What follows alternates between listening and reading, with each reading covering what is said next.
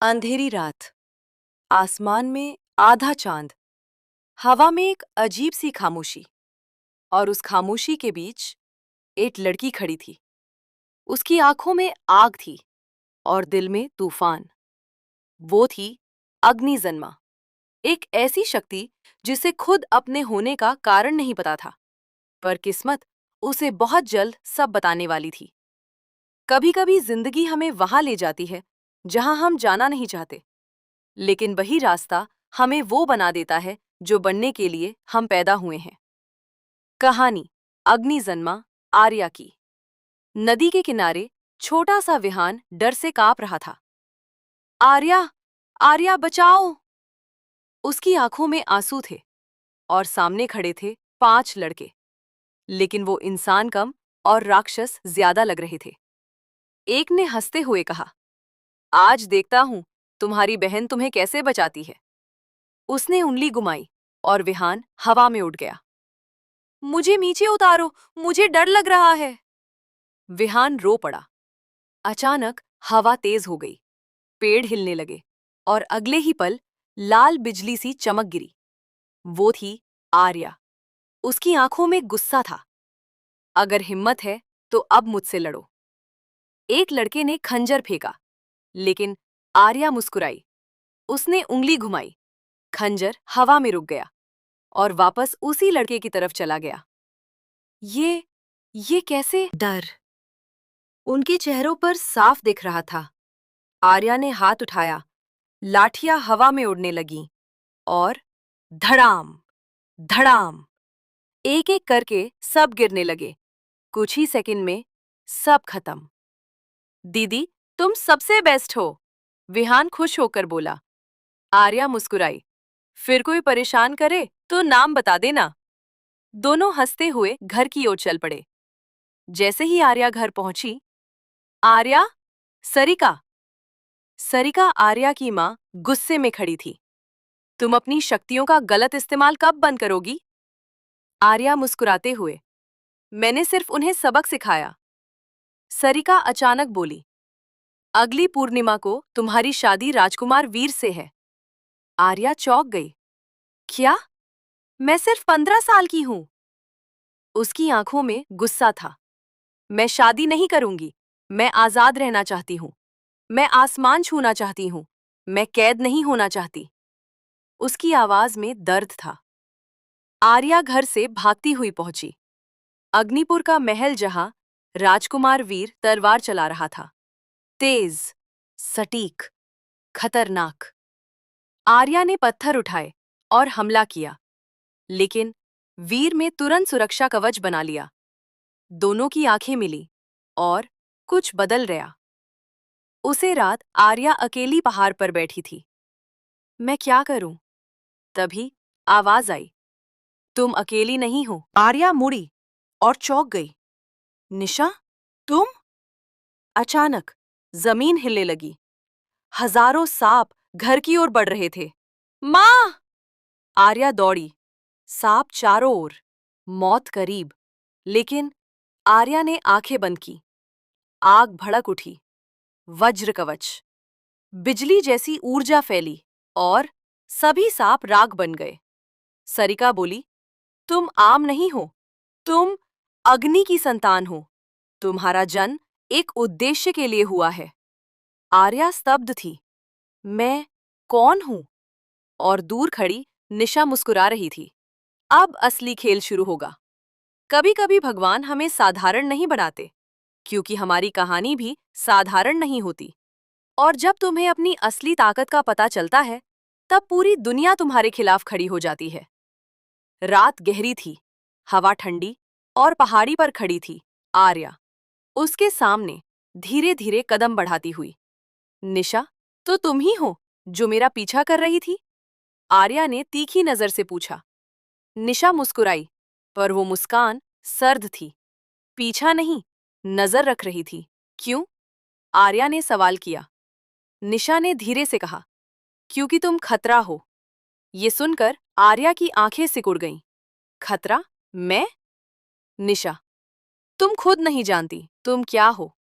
हवा अचानक भारी हो गई। निशा ने अपनी उंगलियां उठाईं और चारों तरफ काली ऊर्जा फैल गई।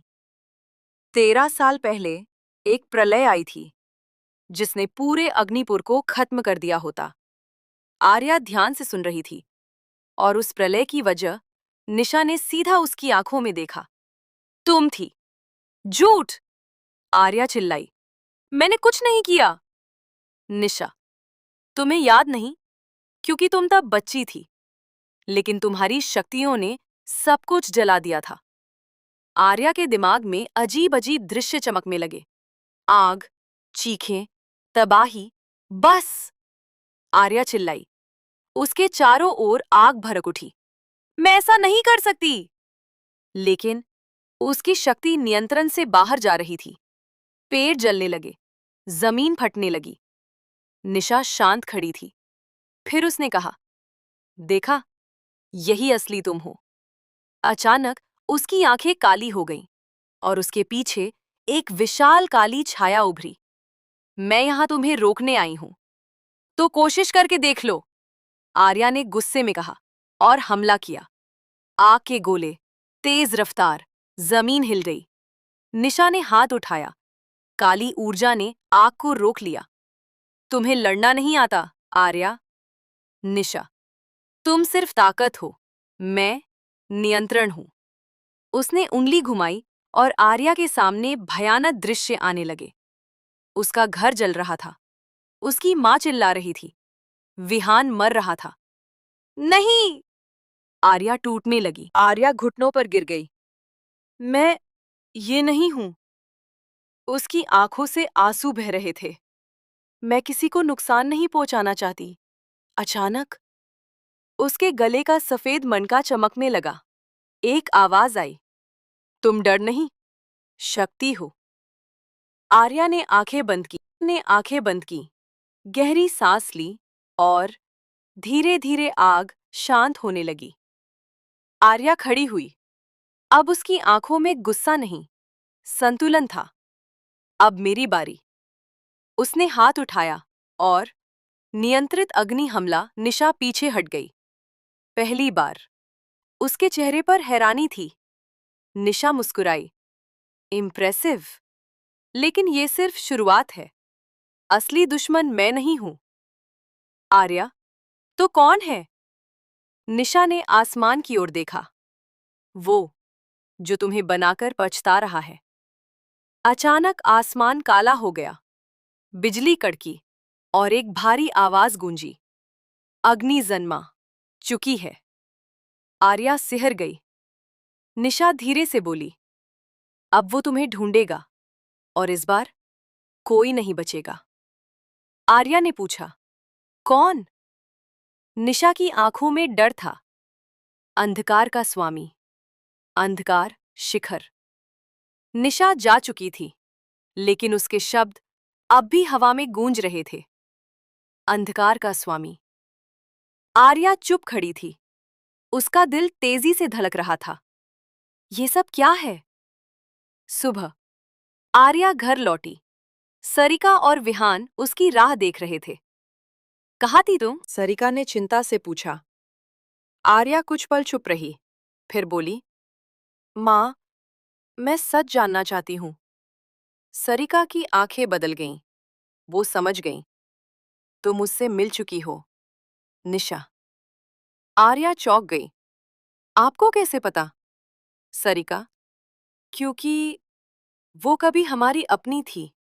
निशा, मेरी ही शिष्या थी। तिलस्म विद्या में सबसे तेज, लेकिन उसने अंधकार को चुन लिया। आर्या, क्यों? सरिका की आवाज धीमी हो गई। क्योंकि उसे लगा कि उसे वो नहीं मिला जो तुम्हें मिला। वो तुम्हारी शक्तियों से जलती थी, तुम्हारी पहचान से, तुम्हारे अस्तित्व से। आर्या ने गुस्से में कहा, तो वो मुझे मारना चाहती है? सरिका, नहीं, वो तुम्हें तोड़ना चाहती है। उसी समय अग्निपुर का राजमहल, खतरे की घंटी बज उठी। सैनिक दौड़ते हुए आए। राजकुमार वीर, काली शक्तियां सीमा तोड़ चुकी है। वीर खड़ा हुआ। उसकी आंखों में आग थी। सेना तैयार करो, आज कोई नहीं बचेगा। उसने तलवार उठाई और बिजली सी तेजी से निकल पड़ा। गांव की सीमा पर काली धुंध फैल चुकी थी। उस धुंध से अजीबोगरीब जीव निकल रहे थे। आधे इंसान, आधे राक्षस, लाल आंखें, मौत की गंध। वीर ने बिना रुके हमला किया।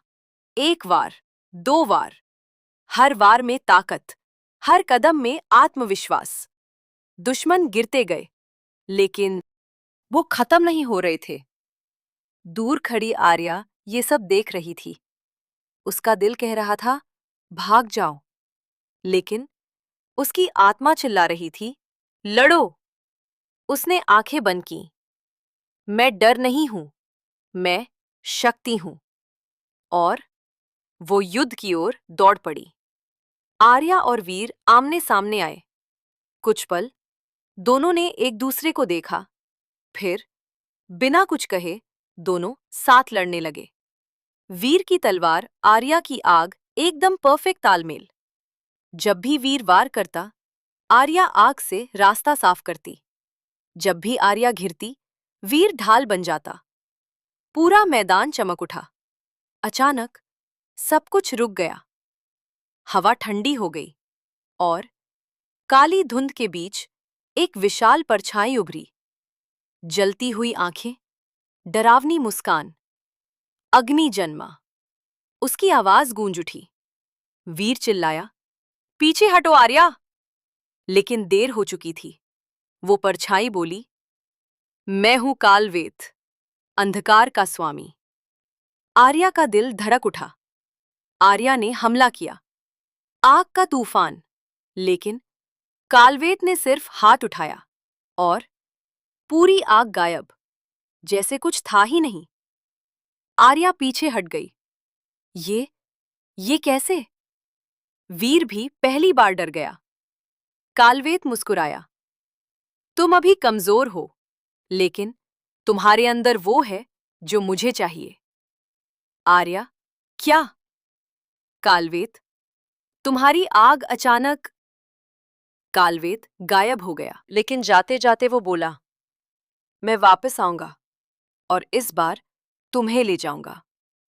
आर्या खड़ी थी, हाथ कांप रहे थे, दिल डर से भरा था। क्या मैं सच में इतनी कमजोर हूं? कभी कभी हार जरूरी होती है, ताकि हमें अपनी असली ताकत का एहसास हो सके। ताकत बाहर से नहीं आती, वो तब जागती है जब तुम हार मानने से इनकार कर देते हो। सुबह अग्निपुर में सन्नाटा था। कल की लड़ाई ने सबको हिला दिया था, लेकिन सबसे ज्यादा टूटी थी आर्या। वो अकेली बैठी थी, अपनी हथेलियों को देखते हुए। मैं कुछ भी नहीं कर पाई। उसकी आवाज में दर्द था। तभी पीछे से आवाज आई, तुम भाग क्यों रही हो? आर्या मुड़ी। वीर, मैं भाग नहीं रही, आर्या ने गुस्से में कहा। वीर, तो फिर खुद से नजरें क्यों चुरा रही हो? वीर आगे बढ़ा। तुम्हारे पास ताकत है, लेकिन तुम उसे कंट्रोल नहीं कर सकती, और यही तुम्हारी सबसे बड़ी कमजोरी है। ये सुनकर आर्या के अंदर आग भड़क उठी। तो सिखाओ मुझे। वीर मुस्कुराया, यही सुनना चाहता था। दोनों जंगल की ओर निकल पड़े, अंधकार शिखर के नीचे, जहां शक्ति को निखारा जाता था। वीर, आंखें बंद करो और अपनी शक्ति को महसूस करो। आर्या ने आंखें बंद की। उसके अंदर आग जल रही थी, बेकाबू, जंगली। अब उसे बाहर लाओ। आर्या ने कोशिश की। आग निकली, लेकिन विस्फोट हो गया। पेड़ जलने लगे। आर्या गिर पड़ी। मैं नहीं कर सकती, आर्या थक कर बोली। वीर चिल्लाया, फिर मर जाओगी, कालवेत तुम्हें खत्म कर देगा। ये सुनकर आर्या की आंखों में आंसू आ गए। तभी उसके गले का सफेद मनका चमका। तुम आग नहीं, उसका स्रोत हो। आर्या ने गहरी सांस ली। इस बार आग धीरे धीरे निकली, शांत, नियंत्रित। वीर मुस्कुराया, अब तुम सीख रही हो। शाम, दोनों चुप बैठे थे। आर्या, तुम हमेशा इतने सख्त रहते हो। वीर हल्का सा हंसा। और तुम हमेशा इतनी जिद्दी? दोनों हंस पड़े। पहली बार एक रिश्ता बना। वीर धीरे से बोला, 13 साल पहले मैंने अपनी मां को खोया। उस दिन मैंने कसम खाई कि मैं कभी कमजोर नहीं बनूंगा।